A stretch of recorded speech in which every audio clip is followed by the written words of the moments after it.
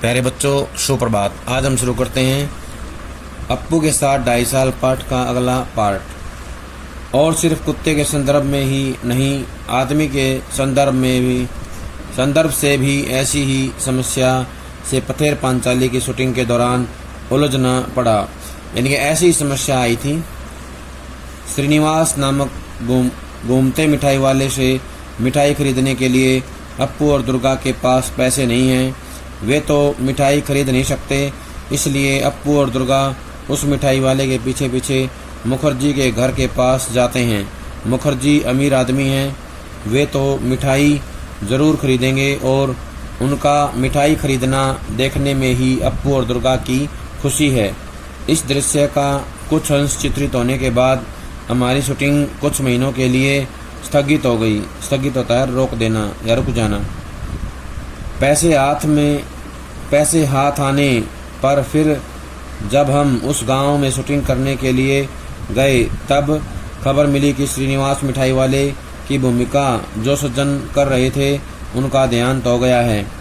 अब पहले वाले श्रीनिवास का मिलता जुलता दूसरा आदमी कहां से मिलेगा?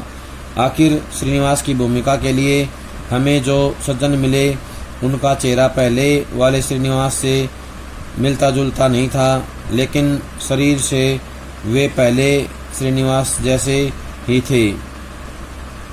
उन्हीं पर हमने दृश्य का बाकी अंश चित्रित किया। फिल्म में दिखाई देता है कि 1 नंबर श्रीनिवास बांसबन से बाहर आता है और अगले शॉट में 2 नंबर श्रीनिवास कैमरे की ओर पीठ करके मुखर्जी के घर के गेट के अंदर जाता है। पथेर पांचाली फिल्म अनेक लोगों ने एक से अधिक बार देखी है, लेकिन श्रीनिवास के मामले में यह बात किसी के ध्यान में आई है ऐसा मैंने नहीं सुना। इस श्रीनिवास के सीन में ही एक शॉट के वक्त हम बिल्कुल तंग आ गए थे, और वह भी उस भूलो कुत्ते की वजह से। छोटे से पुकुर होता है तालाब, पुकुर के पार मिठाई वाला खड़ा है और इस पार अपने घर के पास अप्पू दुर्गा मिठाई वाले की ओर ललचाई नज़र से देख रहे हैं। ललचाई होता है लालच भरी। क्यों मिठाई खरीदोगे? मिठाई खरीदेंगे?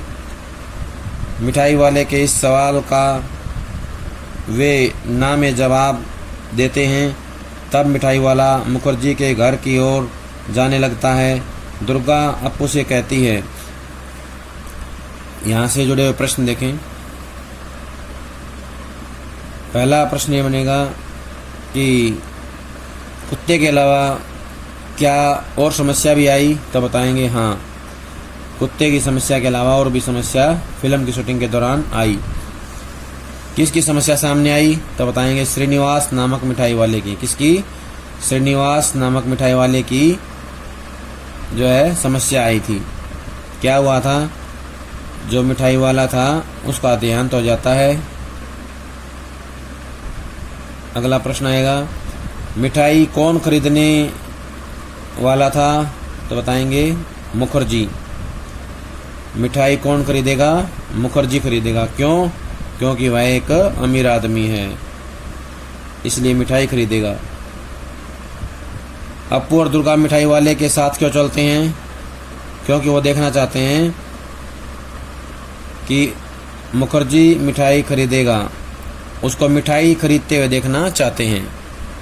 मुखर्जी को मिठाई खरीदते हुए देखना चाहते हैं, इसलिए जो है वो मिठाई वाले के पीछे पीछे चलते हैं।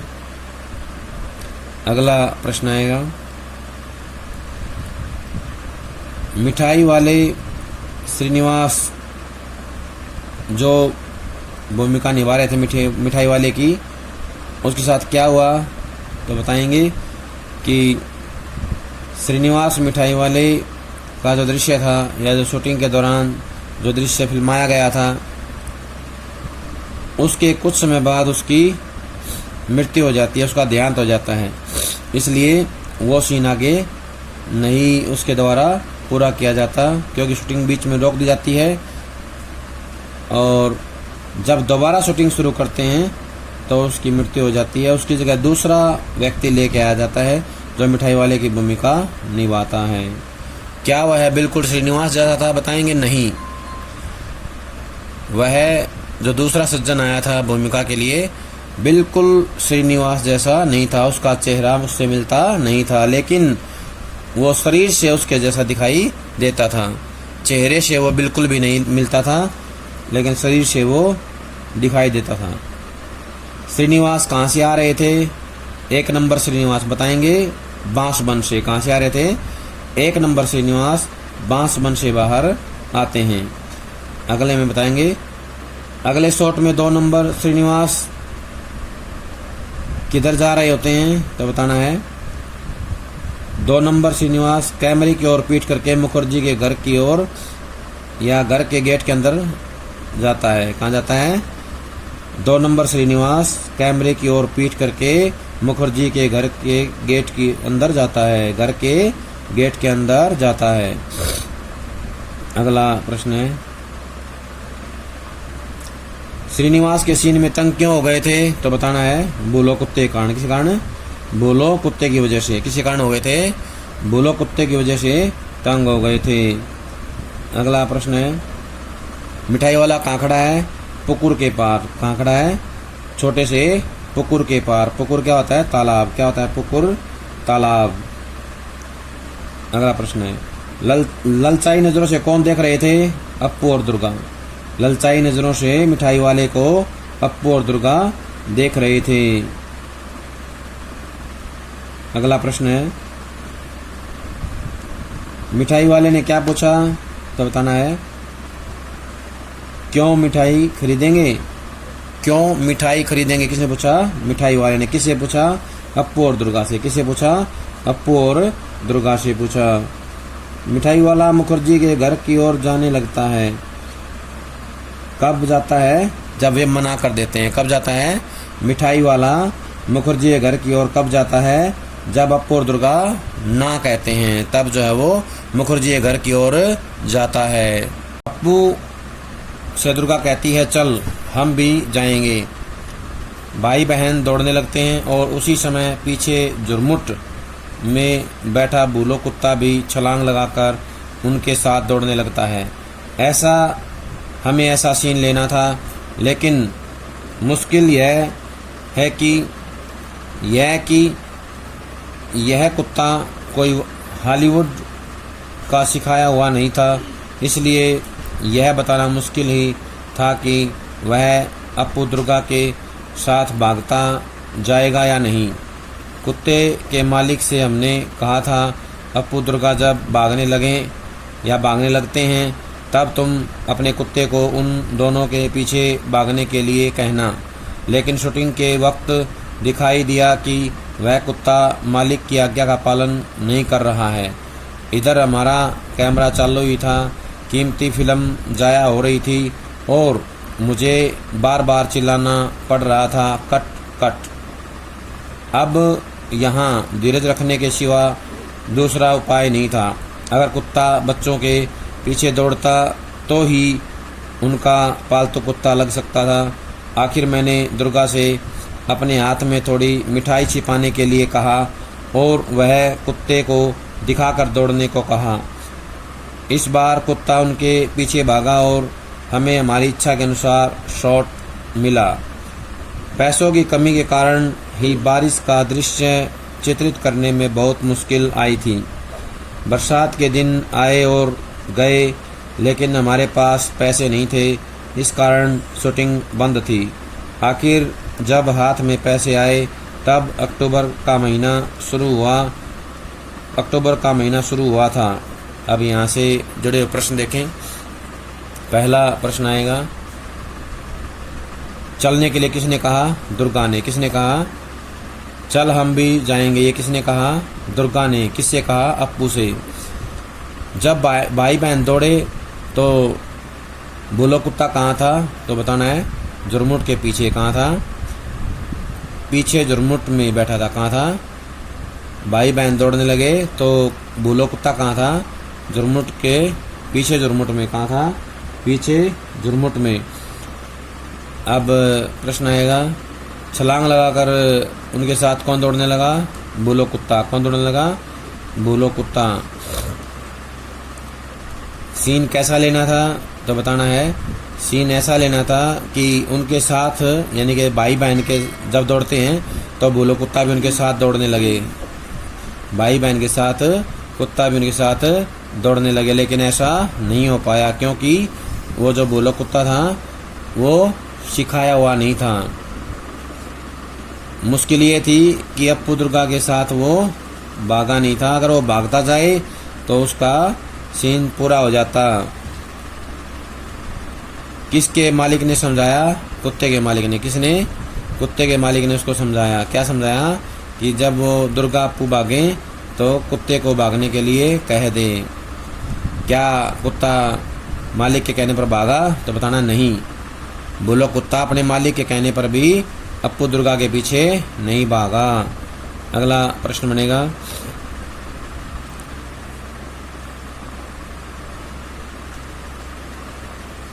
बार बार कौन चिल्ला रहा था? तो बताना है लेखक। कौन चिल्ला रहा था?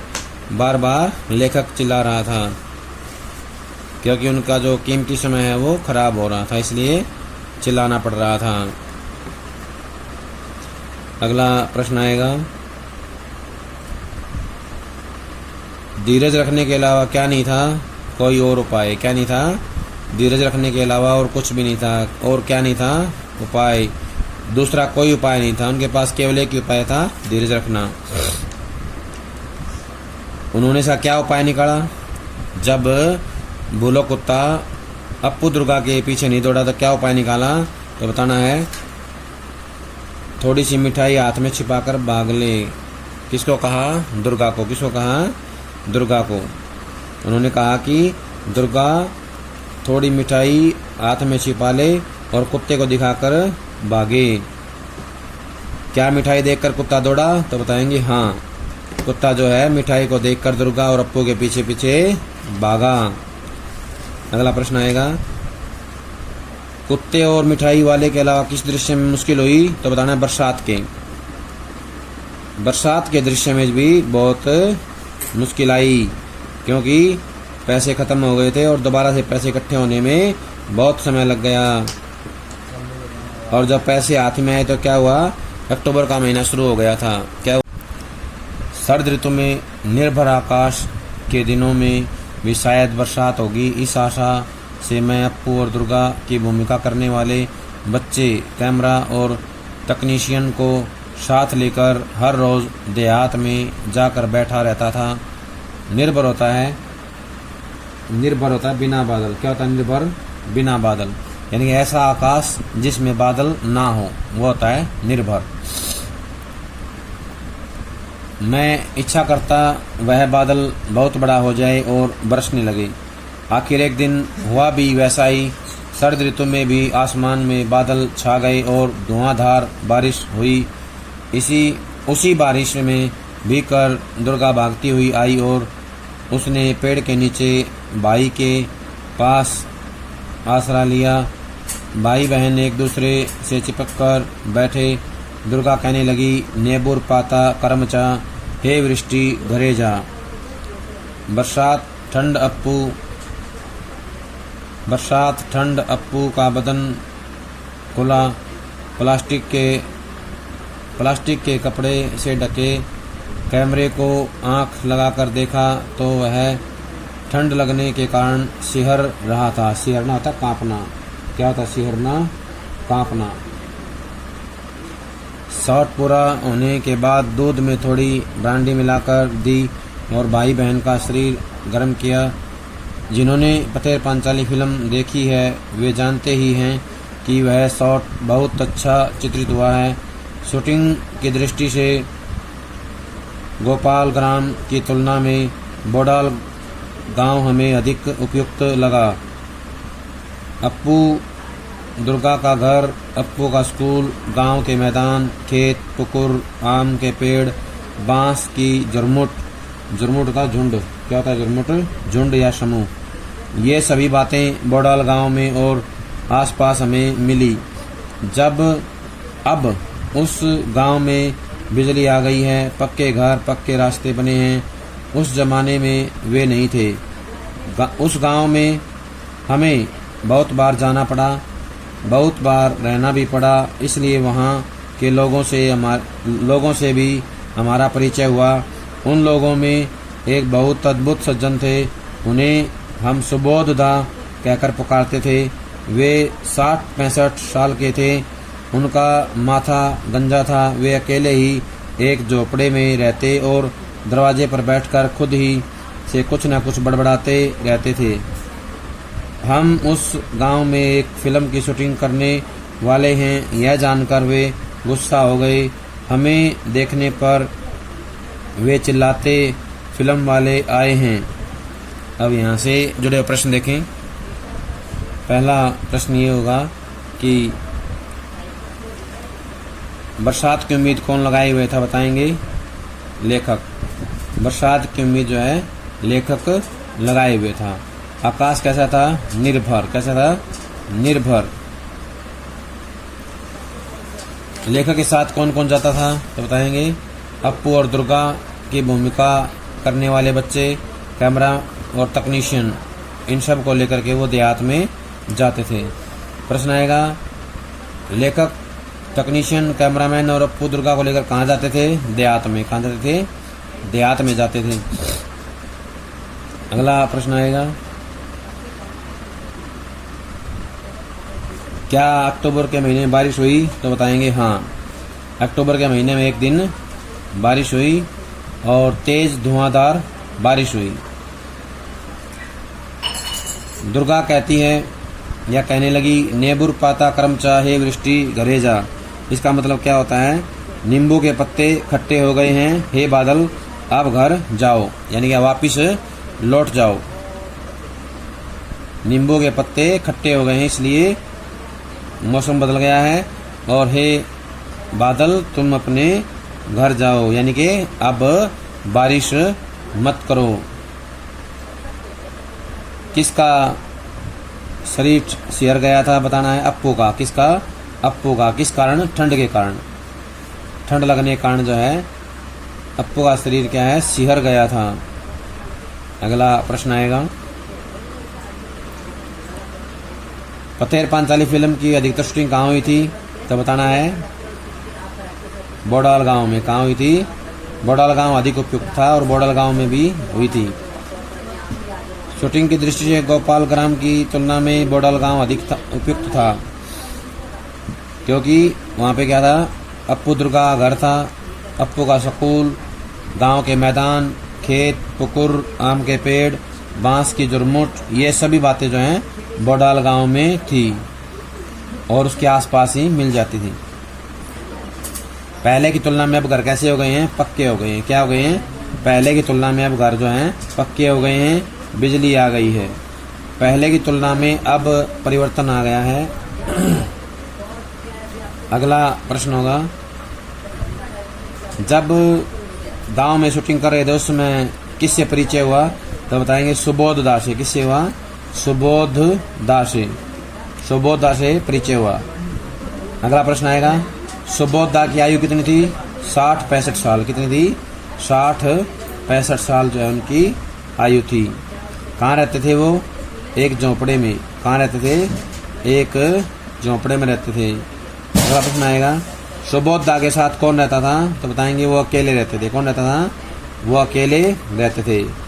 जब उन्हें पता चला फिल्म की शूटिंग वाले आए हैं तो उन्होंने क्या किया, चिल्लाने लगे। क्या किया, उन्होंने गुस्सा किया और वो चिल्लाने लगे, मारो उनको लाठियों से।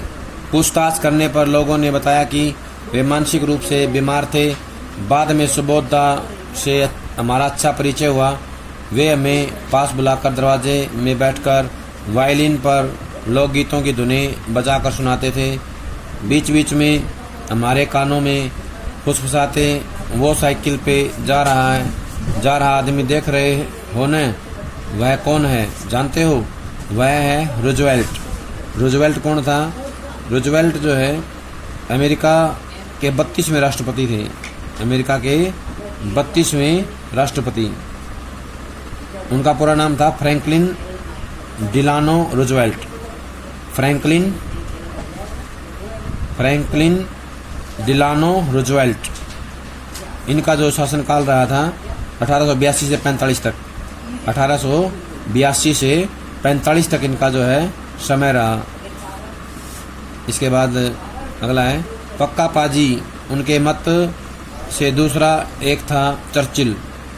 चर्चिल जो हैं द्वितीय विश्व युद्ध के दौरान ब्रिटेन के प्रधानमंत्री थे। द्वितीय विश्व युद्ध के दौरान ब्रिटेन के प्रधानमंत्री थे। 1953 में इन्हें साहित्य का नोबेल पुरस्कार भी मिला था। 1953 में इन्हें साहित्य का नोबेल पुरस्कार भी मिला था। इनका समय 1874 से 1965 था। 1874 से 1965। एक था हिटलर तो एक था अब्दुल गफ्फार खान। हिटलर ये कौन थे? जर्मनी के तानाशाह चांसलर, जर्मनी के तानाशाह चांसलर थे तथा नाजी पार्टी के लीडर थे। नाजी पार्टी के लीडर थे। इनका समय 1889 से 1945 रहा है। 1889 से 1945। अब्दुल गफ्फार खान, अब्दुल गफ्फार खान ये थे पख्तूनों के नेता थे।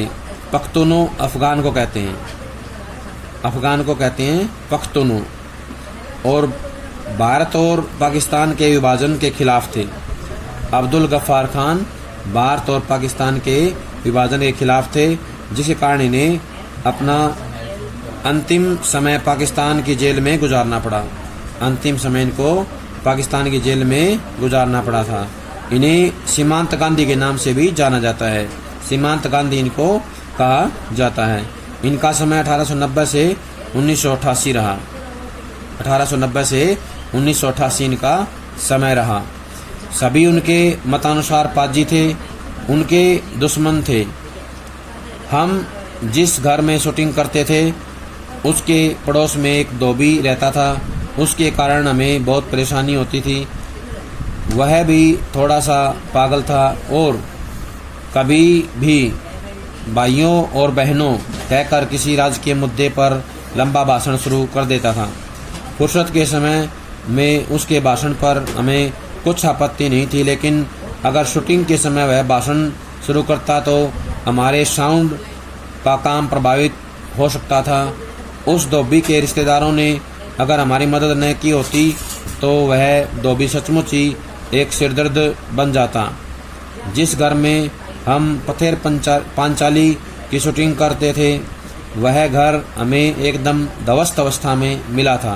ध्वस्त होता है टूटा फूटा, खंडहर के रूप में। अब यहाँ से जुड़े प्रश्न देखें। प्रश्न आएगा सुबोधा क्या बजाते थे? तो बताना वायलिन। क्या बजाते थे? वायलिन। सुबोधा वायलिन बजाते थे। और उसके ऊपर क्या सुनाते थे? लोकगीतों की धुनी। लोकगीतों की धुनी जो है सुनाया करते थे। अगला प्रश्न आएगा किसको पाजी मानते थे? तो बताना है वे जो हैं Roosevelt, Churchill, Hitler, Abdul Ghaffar Khan, इन सब को जो है वो पाजी मानते थे। ये उनके दुश्मन थे। अगला प्रश्न आएगा भाइयों और बहनों कहकर ये कौन संबोधित करने लगता था? तो बताना है धोबी। धोबी जो है भाइयों और बहनों कहते हुए लंबा भाषण जो है देना शुरू कर देता था। धोबी कहाँ रहता था? पड़ोस में। जहाँ शूटिंग कर रहे थे जिस घर में, उसी के पड़ोस में क्या है? धोबी रहता था। धोबी को किसने संभाला? उनके रिश्तेदारों ने। किसने संभाला? उनके रिश्तेदारों ने संभाला। अगला प्रश्न आएगा किसके सिर में दर्द हो जाता धोबी कारण? तो बताना है लेखक और उसके सहायकों के। लेखक और उसके सहायकों के सिर में दर्द हो जाता। उसके मालिक कलकत्ता में रहते थे। उनसे हमने वह घर शूटिंग के लिए भाड़े पर लिया था। उस घर की मरम्मत करके उसे शूटिंग के लिए ठीक ठाक करवाने में हमें लगभग 1 महीना लगा।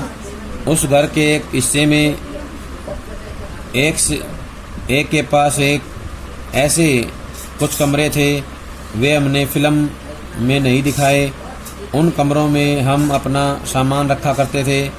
एक कमरे में रिकॉर्डिंग मशीन लेकर हमारे साउंड रिकॉर्डिस्ट भूपेन बाबू बैठा करते थे। हम शूटिंग के वक्त उन्हें देख नहीं सकते थे, फिर भी उनकी आवाज़ सुन सकते थे। हर शॉट के बाद हम उनसे पूछते, साउंड ठीक है ना भूपेन बाबू? इस पर हाँ या ना जवाब देते। एक दिन शॉट के बाद मैंने साउंड के बारे में उनसे सवाल किया, लेकिन कुछ भी जवाब नहीं आया। फिर एक बार पूछा, भूपेन बाबू साउंड ठीक है ना? इस पर भी जवाब न आने पर मैं उनके कमरे में गया तो देखा कि एक बड़ा सा सांप उस कमरे की खिड़की से नीचे उतर रहा था। वह सांप देखकर भूपेन बाबू सहम गए थे और उनकी बोलती बंद हो गई थी। वह सांप हमने वहां आने पर कुछ ही दिनों के बाद देखा था। उसे मार डालने की इच्छा होने पर भी स्थानीय लोगों के मना करने के कारण हम उसे मार नहीं सके। वह वास्तु सर्प था और बहुत दिनों से वहां रह रहा था। वास्तु सर्प होता है ऐसा सांप जो घर में प्राय दिखाई देता है। उसे कुल देवता की तरह मानते हैं, वो होता है वास्तु सर्प। यहाँ से जुड़े हुए प्रश्न देखें। पहला प्रश्न आएगा, लेखक को घर कैसे हालात में मिला? तो बताना है ध्वस्त अवस्था में। कैसा मिला? ध्वस्त अवस्था में, टूटा फूटा मिला था। मकान को ठीक करने में कितना समय लगा? 1 महीना। कितना लगा? लगभग 1 महीना लगा। मकान मालिक कहाँ रहते थे? कलकत्ता में। कहाँ रहते थे? मकान मालिक कलकत्ता में रहते थे। अगला प्रश्न आएगा, साउंड रिकॉर्डिस्ट का नाम क्या था? भूपेन बाबू। क्या नाम था? भूपेन बाबू। अगला प्रश्न आएगा, भूपेन बाबू की आवाज़ कब सुनाई देती थी? हर सीन के बाद। कब सुनाई देती थी? हर सीन के बाद या हर शॉट के बाद जो उनकी आवाज़ सुनाई देती थी। एक बार भूपेन बाबू की आवाज़ क्यों नहीं सुनाई दी? तो बताना है क्योंकि उन्होंने सांप को देख लिया था। सांप को देख लेने के कारण जो है उनकी आवाज़ उन्हें सुनाई नहीं दी। अगला प्रश्न आएगा, किसकी बोलती बंद हो गई थी? भूपेन बाबू की। किसकी? भूपेन बाबू की बोलती बंद हो गई थी। अगला प्रश्न आएगा, भूपेन बाबू ने कैसा सांप देख लिया था? वास्तु सर्प। कैसा देख लिया था?